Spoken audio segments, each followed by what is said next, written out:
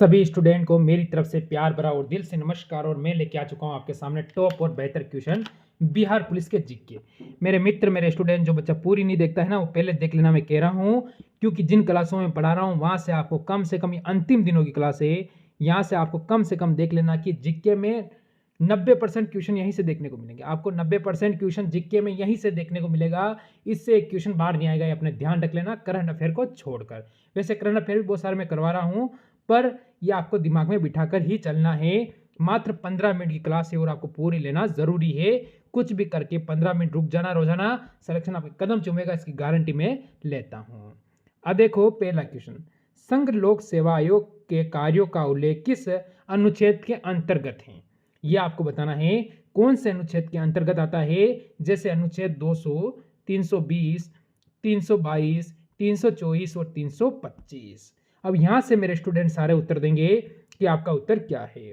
तो मैं बता दूं आप सभी को, ऑप्शन नंबर जो बच्चा ए दे रहा है वो बिल्कुल सही है, अनुच्छेद 320। आगे बढ़ेंगे अगले क्वेश्चन पर। सांची किस कला व मूर्ति कला का निरूपण करता है?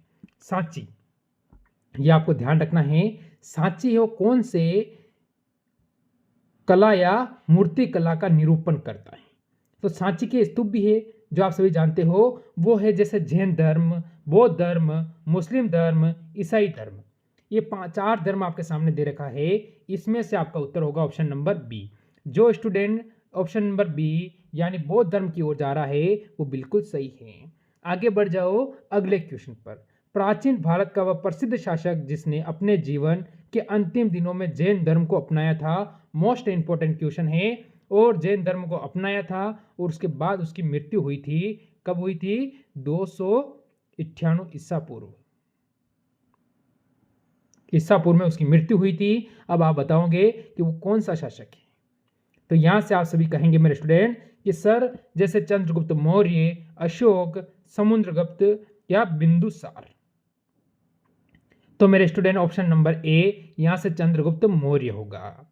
कहाँ का था? मगध का शासक था। आगे बढ़ो पाटलिपुत्र। आगे बढ़ेंगे अगला क्वेश्चन देखो।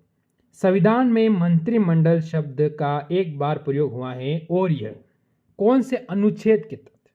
मंत्रिमंडल आपको पता है ना, जो मंत्री होते हैं, कैबिनेट मंत्री, राज मंत्री, या जो बहुत सारे मंत्री होते हैं संविधान के अंतर्गत। तो यानी लोकसभा राज्यसभा में जो मंत्री होते हैं, वो उसका जो संविधान में मंत्री का एक बार प्रयोग हुआ है वो कौन से अनुच्छेद के तहत हुआ है? तो यहां से आप सभी स्टूडेंट कह सकते हो जो अनुच्छेद, सबसे पहले कहोगे ए, यानी अनुच्छेद 352 के तहत हुआ है। आगे बढ़ जाओ अगले क्वेश्चन पर। विशाखदत्त के प्राचीन भारतीय नाट्य यानी मुद्रा राक्षस की विषय वस्तु है, कौन सी है ये आपको बताना है। तो यहां से आपका उत्तर क्या है पहले आप सभी को देखेंगे। तो यहां से मेरे स्टूडेंट आप सभी का उत्तर हो सकता है जैसे चंद्रगुप्त मौर्य के समय राज दरबार में कौन सा हो सकता है? ये हो सकता है, नहीं हो सकता? ऑप्शन नंबर डी बताओ जल्दी से। तो हो सकता है ऑप्शन नंबर डी, यानी चंद्रगुप्त मौर्य के समय में राज दरबार में दुर्बी संधियों के बारे में ऑप्शन नंबर डी के उसमें जानकारी दी गई है। आगे बढ़ जाओ अगले क्वेश्चन पर। वानिकी अनुसंधान संस्था स्थित है। वानिकी अनुसंधान संस्था स्थित है। अब यहां से उत्तर देखो, जबलपुर में, जोरहाट में, बेंगलोर में, देहरादून में। यहां से मेरे स्टूडेंट सारे अपना उत्तर देंगे कि यहां से आप सभी का उत्तर क्या है। चलो जल्दी से बता दो कि सभी का उत्तर क्या रहेगा। तो मेरे बच्चों, मेरे दोस्त, मेरे मित्र, मेरे भाई, तो आप सभी कहोगे सर यहां से देहरादून। देहरादून उत्तराखंड की राजधानी, ऑप्शन नंबर डी बिल्कुल सही है। आगे बढ़ जाओ। बैंकिंग निम्नलिखित में से किस क्षेत्र के अंतर्गत आती है? बैंकिंग, जो बैंकिंग है वो कौन से क्षेत्र के अंतर्गत आती है? क्षेत्र से हमें जैसे उत्तर दे सकते हैं, प्राथमिक क्षेत्र, द्वितीय क्षेत्र, तृतीय क्षेत्र, द्वितीय व तृतीय दोनों ही क्षेत्रों के अंतर्गत आती है क्या? ये चीज हमसे पूछ रहा है।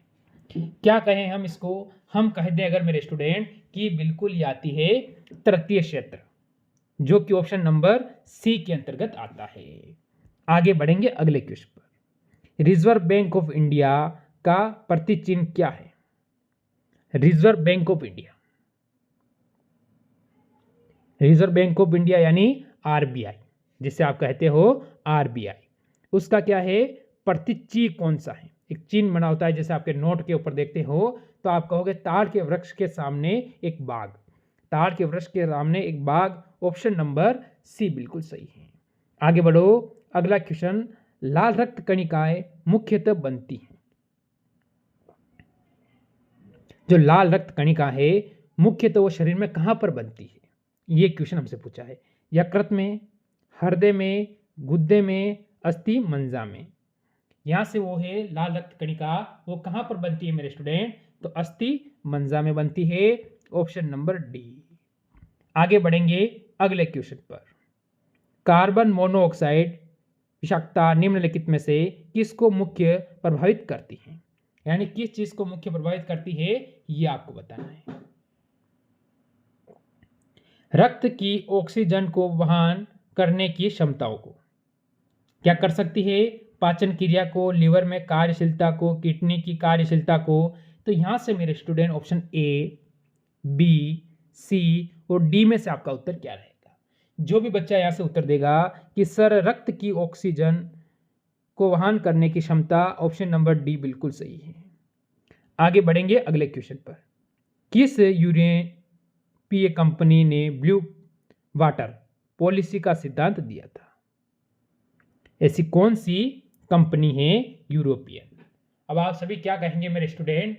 तो यहां से आप सभी उत्तर कहोगे डच, अंग्रेज, पुर्तगाल, फ्रांसीसी को। यहां से हमारा उत्तर क्या रहेगा ये आपको बताना है। बिल्कुल हम कहेंगे ऑप्शन नंबर डी, फ्रांसीसी, बिल्कुल सही है। आगे बढ़ेंगे अगले क्वेश्चन पर। एलोरा में जो की गुफाओं की संख्या कुल कितनी है? एलोरा में जो गुफाओं की संख्या है वो कितनी है? तो आप सभी को पता है कि 12, 20, 34 और 47। यहां से मेरे स्टूडेंट अपना उत्तर देंगे सारे बच्चे।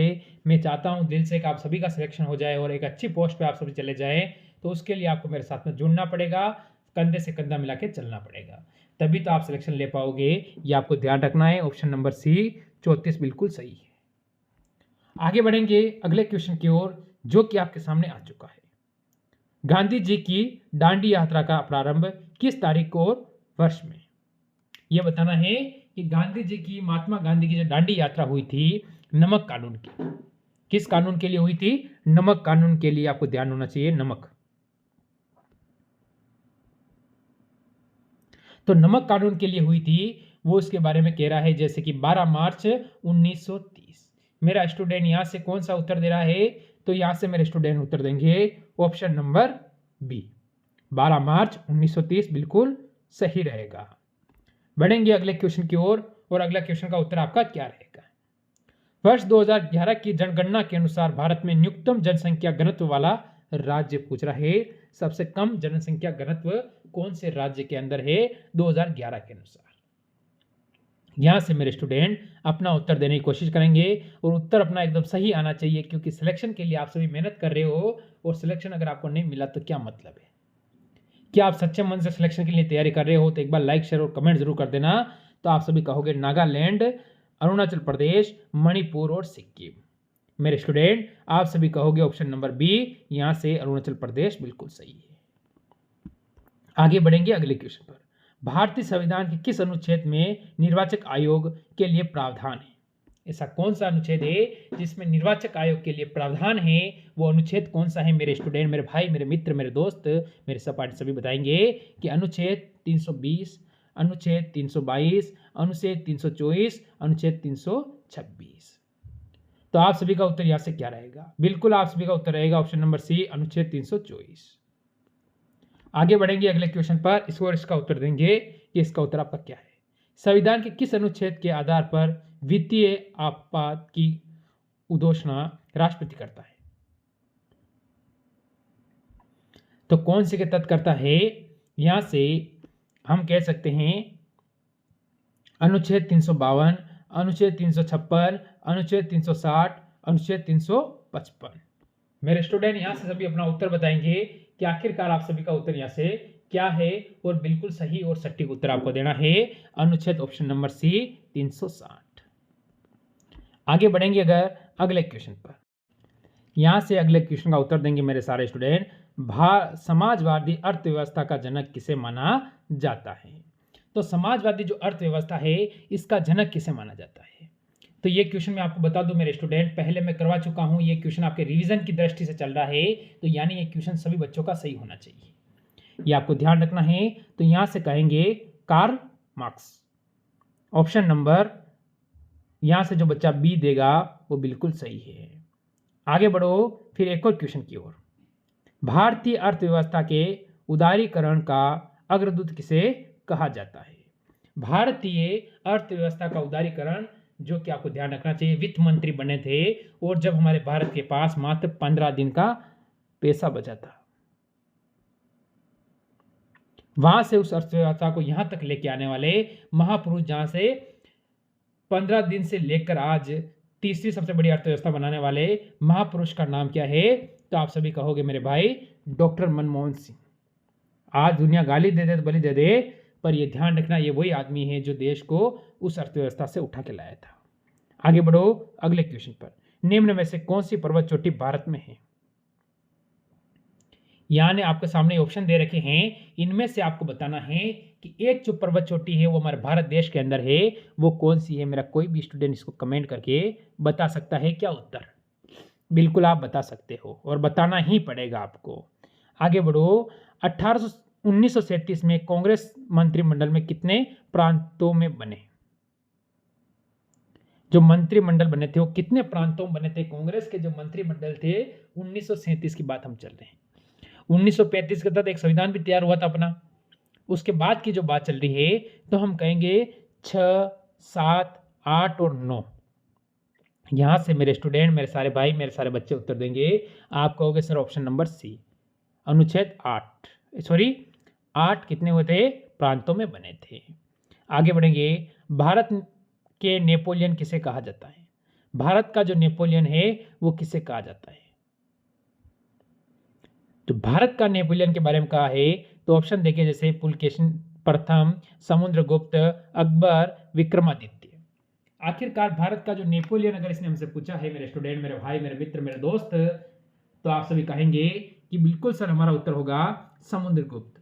यानी समुद्रगुप्त का मतलब ऑप्शन नंबर बी जो बच्चा दे रहा है बिल्कुल सही है, गुप्त वंश का शासक था। आगे बढ़ो अगला क्वेश्चन। तीनों गोल्डमैन सम्मेलन किस देश में हुए थे? बढ़िया है आपसे। तो तीनों गोल्डमैन सम्मेलन किस देश के अंदर हुए थे और कब कब हुए थे, यह भी आपको पता होना चाहिए मेरे स्टूडेंट। यहां से अब आपका उत्तर क्या है? तो यहां से क्या कहोगे आप? जल्दी से बताएंगे। तो आप सभी स्टूडेंट कहेंगे मेरे कि सर तीनों ही कहां हुए हैं? ब्रिटेन के अंदर हुए हैं। कब कब हुए? 1930, 1931, 1932 के अंदर हुए थे। इन तीनों में बी आर अम्बेडकर ने तो भाग लिया था और महात्मा गांधी ने द्वितीय गोल्ड सम्मेलन में भाग लिया था, यह भी आपको याद रखना है। आगे बढ़ो। पूना समझौता 1932 में के मध्य हुआ था। पूना जो समझौता हुआ था 1932 में, ये मध्य हुआ था किस किस के? ये चीज हमसे पूछ रहा है कि हाँ हुआ तो सही बात है, पर किन किन के मध्य हुआ था? अब हम यहां से क्या कहें?